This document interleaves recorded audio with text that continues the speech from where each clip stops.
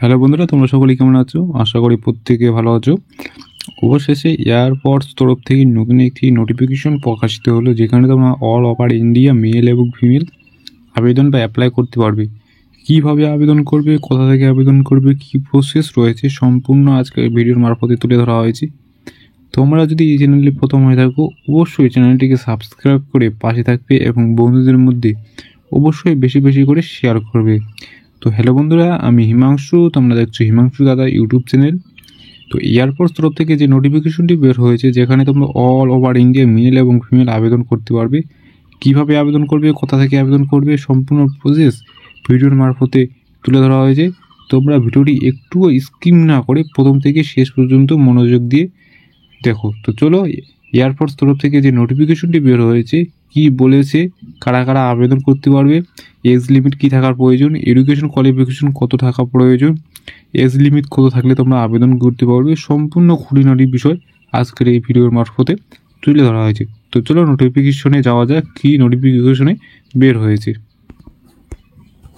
তো নোটিফিকেশনে কী বলেছে, কী তুলে ধরা হয়েছে, স্টেপ বাই স্টেপ আলোচনা করা হবে। তো তোমরা যদি এই চ্যানেলে প্রথম হয়ে থাকো, অবশ্যই একটা তোমাদের কাছে ছোট্ট একটি রিকোয়েস্ট থাকবে, চ্যানেলটিকে অবশ্যই সাবস্ক্রাইব করে পাশে থাকবে। তো কী নোটিফিকেশনে বলা হয়েছে, এয়ারফোর্স তরফ থেকে কে কে আবেদন করতে পারবে, কতগুলি পোস্ট রয়েছে, কী কী পোস্টে তোমরা আবেদন করতে পারবে। তোমাদের যে পোস্ট রয়েছে, জুনিয়র সহকারী পোস্টে তোমরা আবেদন করতে পারছো। 89টি তোমাদের পোস্ট রয়েছে, যে পোস্টে তোমরা আবেদন বা অ্যাপ্লাই করতে পারছো। এবং আবেদন মোড, তোমরা আবেদন অনলাইনে করতে হবে, অফলাইনে কোনো রকম সুযোগ সুবিধা পাচ্ছ না। তোমরা যদি আবেদন করতে চাও, অ্যাপ্লাই করতে চাও, তো অনলাইন মোডে তোমাদের অ্যাপ্লাই বা আবেদন করতে হচ্ছে। এবং কে কে আবেদন করতে পারবে, কারা কারা আবেদন করতে পারবে, সর্বভারতীয় পুরুষ এবং মহিলা, অল ওভার ইন্ডিয়া মেল এবং ফিমেল কিন্তু অ্যাপ্লাই বা আবেদন করতে পারছো। আশা করি ক্লিয়ার। এই সমস্ত যে সমস্ত ডকুমেন্টস প্রয়োজন, কীভাবে আবেদন করবে, সমস্ত কিছু তুলে ধরা হয়েছে। তো অবশ্যই ভিডিওটি প্রথম থেকে শেষ পর্যন্ত দেখো। চলো আর কি বলেছে দেখে নাও। এখানে তোমাদের বলা হয়েছে যে তোমাদের বেতন কত হতে পারে, কতর মধ্যে তোমাদের কত বেতন দিতে পারে বা থাকতে পারে। 31 থেকে 92,000 টাকা তোমাদের পার মান্থ স্যালারি হবে। তোমাদের ভালো মানের একটি স্যালারি কিন্তু থাকবে।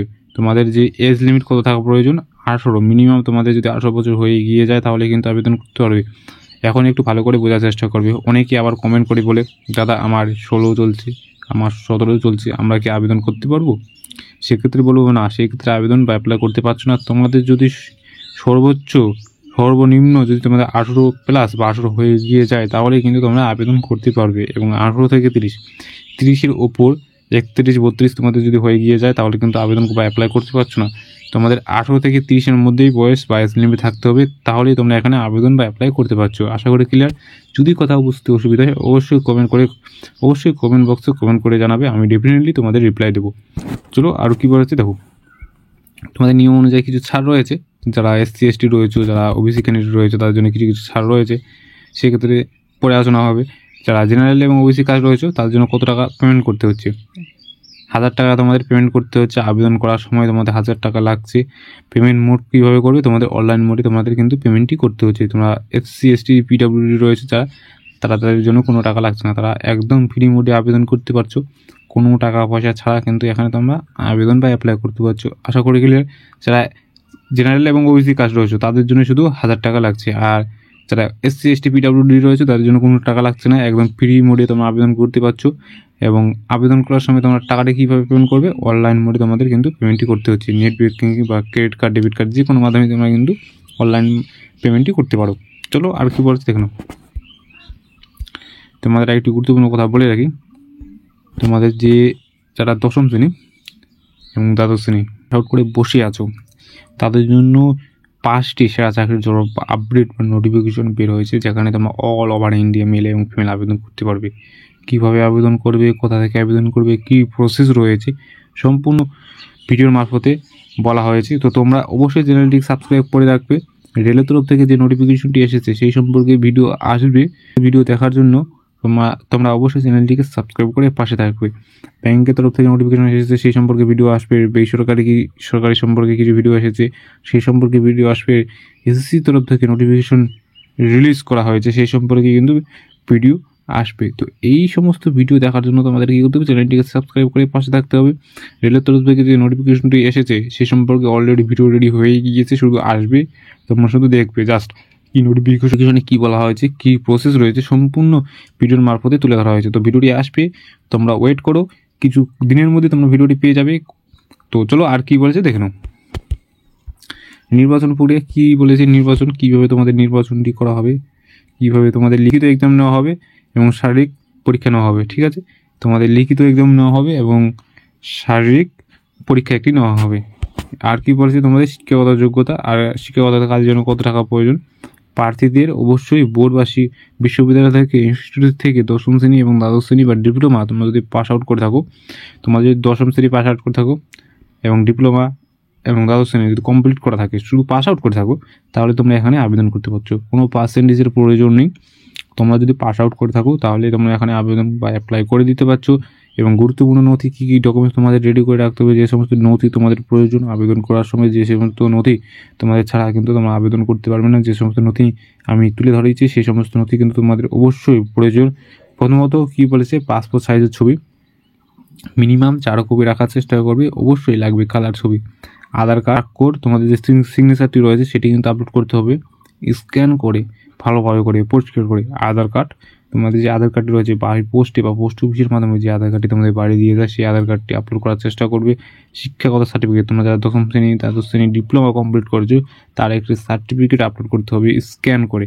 কাস্ট সার্টিফিকেট, যারা SC ST রয়েছে, SC ST এবং OBC রয়েছে, যারা ST ST OBC রয়েছে তাদের জন্য কিন্তু কাস্ট সার্টিফিকেট অবশ্যই আপলোড করতে হবে স্ক্যান করে। বয়সের প্রমাণপত্র হিসেবে কী বলেছে, তোমাদের যে বার্থ সার্টিফিকেট রয়েছে, বার্থ সার্টিফিকেট, সেই বার্থ সার্টিফিকেটটি আপলোড করতে হবে স্ক্যান করে।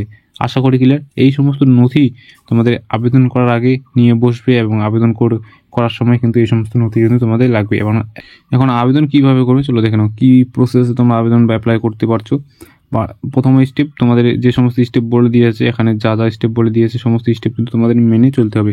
যে সমস্ত স্টেপে তোমরা আবেদন বা অ্যাপ্লাই করতে পারছো। প্রথম স্টেপে কী বলেছে, প্রার্থীদের দয়া করে অফিসিয়াল ওয়েবসাইটে গিয়ে যে বিজ্ঞপ্তি রয়েছে সেটি মনোযোগ দিয়ে পড়ার জন্য অনুরোধ করা হয়েছে। তোমাদের যে অফিসিয়াল ওয়েবসাইট রয়েছে সেই নোটিফিকেশনটি গিয়ে তোমরা দেখার জন্য অনুরোধ করা হয়েছে। তোমাদের ডিসক্রিপশন বক্সে লিঙ্ক দেওয়া থাকবে, সেখানে গিয়ে তোমরা সরাসরি দেখে নিতে পারো কী বলেছে। এবং এটি অনলাইনে শূন্যপদ, যেহেতু অনলাইনে শূন্যপদ সেই কারণে তোমাদের অনলাইনে আবেদন করতে হবে, অফলাইনে কিন্তু আবেদন করলে চলবে না। তো অনলাইনে আবেদন করার চেষ্টা করবে, অফলাইনে কোনো রকম সুযোগ সুবিধা নেই যেহেতু। তো আর কি বলেছে, তোমাদের যে ছবি এবং সিগনেচারটি রয়েছে সেটা কিন্তু ভালোভাবে করে আপলোড করার জন্য অনুরোধ করা হয়েছে। তোমাদের ছবি এবং সিগনেচারটি রয়েছে সেটি কিন্তু পরিষ্কারভাবে আবেদন করবে। এখানে যা যা স্টেপ বলেছে সমস্ত স্টেপ তোমরা জাস্ট একটু দেখে নেবে, কী কী প্রসেস রয়েছে, কী কী স্টেপ রয়েছে, সমস্ত কিছু একটু দেখে নিয়ে তোমরা কিন্তু আবেদনটি করবে। এবং কোনো তারিখ, কত তারিখের মধ্যে কত তারিখে তোমাদের আবেদন করতে হবে, কবে থেকে তোমরা আবেদন করতে পারছো এবং লাস্ট ডেট কবে, তোমাদের 5 এপ্রিল থেকে তোমরা আবেদন করতে পারছো এবং অনলাইন আবেদনের শেষ তারিখ 11 এপ্রিল 2025 তোমাদের কিন্তু লাস্ট ডেট। তো আবেদন প্রক্রিয়া শুরু হয়ে গেলে আমি আবেদন প্রক্রিয়া সম্পর্কে ভিডিও নিয়ে আসবো। এখন পর্যন্ত শর্ট নোটিফিকেশন জারি করা হয়েছে, কী কী প্রসেস রয়েছে সম্পূর্ণ প্রসেস আমি তুলে ধরলাম। যদি কোথাও বুঝতে অসুবিধা হয় অবশ্যই কমেন্ট বক্সে কমেন্ট করে জানাও। কোথায় বুঝতে অসুবিধা হলো, কোথায় বোঝাতে আমার অসুবিধা হলো, সমস্ত কিছু খুঁটিনাটি বিষয়ে তোমরা কমেন্ট বক্সে কমেন্ট করে জানাও। তো দেখা হচ্ছে নেক্সট কোনো ভিডিও নিয়ে। তো শর্ট নোটিফিকেশন জারি করা হয়েছে, ফুল নোটিফিকেশন 5 এপ্রিলে আসবে।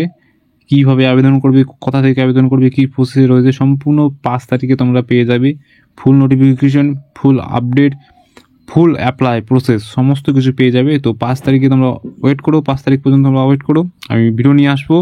এবং রেলের তরফ থেকে যে নোটিফিকেশনটি এসেছে দেখো, জাস্ট যদি আমরা দেখার চেষ্টা করো, রেলের তরফ থেকে যে নোটিফিকেশনটি এসেছে সেই সম্পর্কে কিন্তু ভিডিও আসছে, সেই সম্পর্কে ভিডিও অলরেডি রেডি হয়ে গিয়েছে, সেই সম্পর্কে ভিডিও শুধু আপলোড করার বাকি রয়েছে, শুধু আসবে আর কিছুক্ষণ পর। তো তোমরা অবশ্যই সেই নোটিফিকেশনটি জাস্ট দেখে নিও, কী বলেছে রেলের তরফ, কী নোটিফিকেশন বের হয়েছে সম্পূর্ণ বিষয় একটু জাস্ট দেখে নেবে। ততক্ষণ পর্যন্ত ভালো থাকো, সুস্থ থাকো এবং চ্যানেলটিকে সাবস্ক্রাইব করে পাশে থাকো। জয় হিন্দ, জয় ভারত।